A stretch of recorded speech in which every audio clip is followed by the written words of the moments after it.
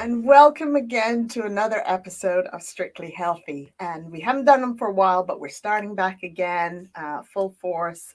And going into February, we'll be bringing you some more episodes.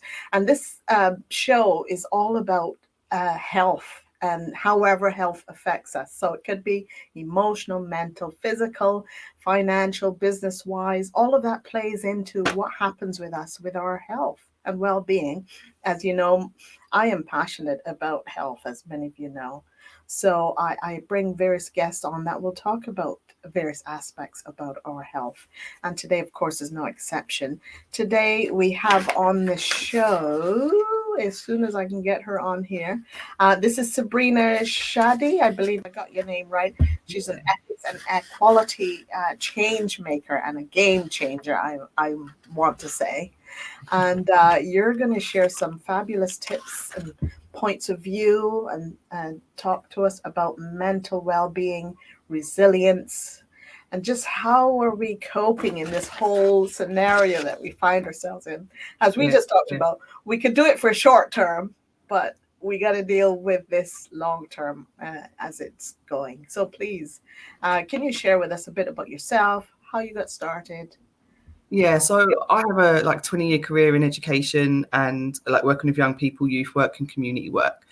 And about nearly 6 years ago, I became a parent carer. My daughter got very ill with a physical disability, which meant she was in hospital a lot. And our family resilience really went through the mill. We had a lot of personal challenges.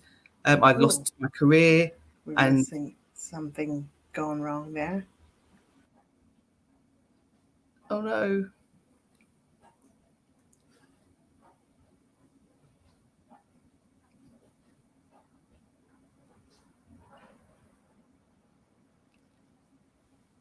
Oh, it looks like we've lost Lisa.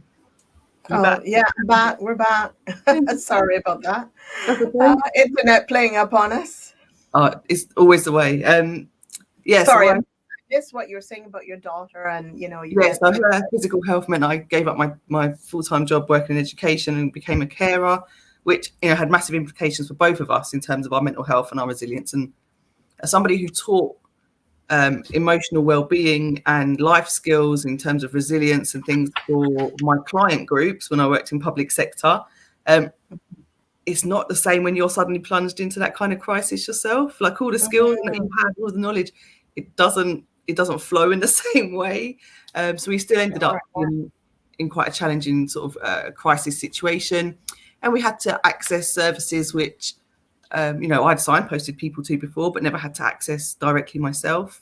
Yes. So I ended up becoming quite frustrated and becoming an advocate for invisible disability, for young people with mental health and physical health challenges, and just getting involved with charities and so on, using my skills and my background in education to try and streamline some of those services for people. I found a lack of communication between education services and long-term medical treatment programs, so that the hospitals didn't talk to the schools, so the schools wanted evidence of what I was saying. And we're going again. What's happening? So yeah, we had a lot of that kind of stuff. And Linda's gone again. And the work that we developed, or the processes that we developed to manage that, basically allowed us to then go and work with charities to deliver similar sort of training programs for parents initially. And then we now also work with young people in helping them manage that journey and that process of from being in a crisis to how they can engage. Yeah, we've got you back. Oh, good. So yeah, just carry on. If I go again, just carry on talking. Yeah, that's exactly what I did. I was just explaining that journey that we learned so much. We were able to develop it into some sort of training courses and some programs which we have delivered for a variety of charities for parent carers, and now we have an ongoing contract delivering it with CAMS as part of a delivery. I found this on the web. Oh, sorry. Everything seems to be going all wrong today. Yeah, I guess it's the energy. Yeah. My time back, and this is my sort of first time back, and for some reason I've moved as well, so things have just gone a little bit awry. But When we hopefully I'll spoke get last that time, you were getting ready to move, I remember. Yeah, so I finally moved, but I think there's bits that I still need, in the chain of setting up, getting this Yeah, a sorted. I little bit of need to. tweaking. That's no Yeah, problem. I do apologize. I do apologize for that.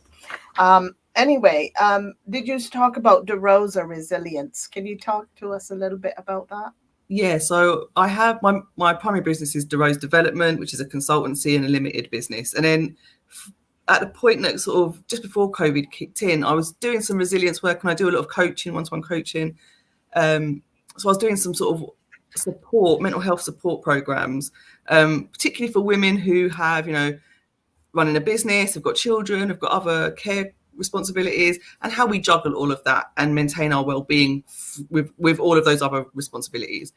And then COVID hit, and the DeRose Resilience arm of my business sort of came out of that, because I was being asked to do lots and lots of support and little tips and tricks and bits and pieces that would help people just get through that initial lockdown, or the fear. I work with a lot of people who have disabilities or who have increased chance of like low immune systems and stuff like that. So they're higher risk, and supporting people who are high risk in a global pandemic where they have so many other fears and so many other challenges, getting hold of their medication, for example, those kinds of real practical day things, and then how that plays on their mind and their well-being. So yeah, DeRose Resilience was the brand that kind of developed out of that, because it's separate to what I do in my day job, as it were. But actually it's become probably, I think it's about 40% of my business now. Oh, is it? Oh, well done. Yeah, that's brilliant. That's very good. So how long has DeRosa been going on? Sorry, I So I established my business in 2017 originally. And with everything that's been going on in the world, we've pivoted a couple of times. Yeah, most of us have had to.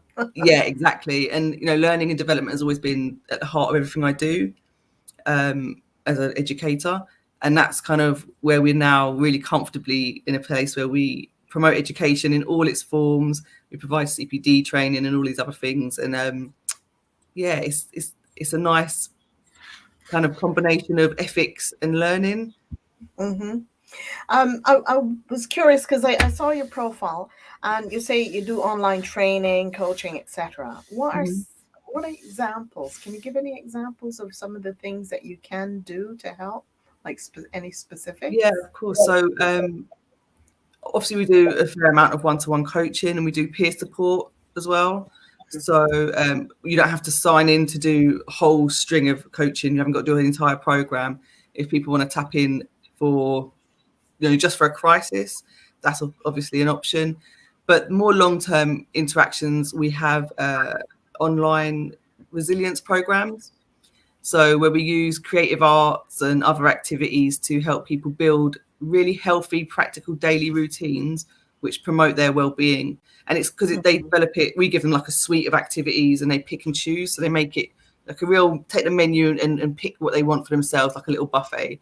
And then they get a chance to try that out and then come back and do a review session and just keep sort of building on those practices until it becomes second nature to them. And none of it's particularly difficult. It's all stuff that I'd hope people are doing anyway. But it's being a bit more mindful.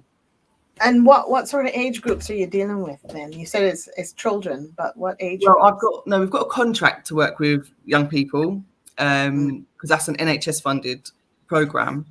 But actually we work with people of all ages. So I've got a session next week, which is over 50s, talking about stress management and stuff. So yeah, it depends which charity I'm working with for each particular project. So because a lot of it goes through charities, because they're the people who are at the front end of dealing with the most crisis.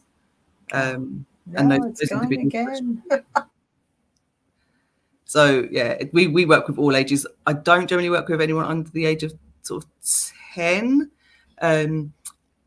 only because of issues around parental responsibility and supporting young people in that way. We do have safeguarding procedures in place, but we would generally work with parents of that age group to enable them to support their children rather than supporting the children directly. And I haven't currently got resources available for that kind of age group, as it's not really been requested.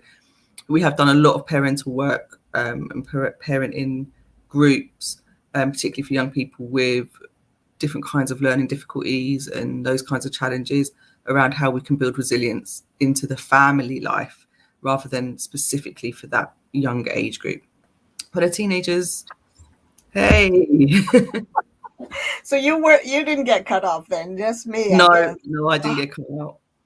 You know what I might have to do is, if we end it early just this time and have you back, That's not a and I'll problem. make sure I got my, my technology sorted, and then we can have you back and deal with this properly, because all my other episodes were going quite well, but I guess I've missed some loop or something with the technology. It's just a little bit of teething problems. I think the internet's always a little bit moody when you do live stuff anyway. Yeah. I wonder if it's this area that I'm living in. I don't know, but hopefully I can get it. We moved into a rural area and had to put a second line in for the Wi-Fi for exactly that reason, because it just couldn't carry on. And sometimes you have to almost wire it up rather than go with wireless. Yeah, 100%. It seems to be the case. But so I appreciate your time and spending with me. I know you're busy and you got lots going on. So can we rebook something? I'm happy to reschedule. Yeah, absolutely. Yeah. Let's do that, because I feel really bad that this hasn't gone well. Today. Do you know what? I'm happy. Like, everything to me is a learning process, and if I can assist you with that, so you found out today on an easy call with somebody who you already know, then that's probably the best way, and I'm happy to take that one. All right, cool. Yeah, well, let's do that. But I appreciate your time today, and we'll reschedule and have you back to talk a bit more about how we can cope with resilience, mindfulness, and all the rest of it, and help us with our mental health. So I appreciate your time today, and we shall catch up very, very soon. Take care. Thank you. All right. You take care, my lovely. Bye for now. Bye.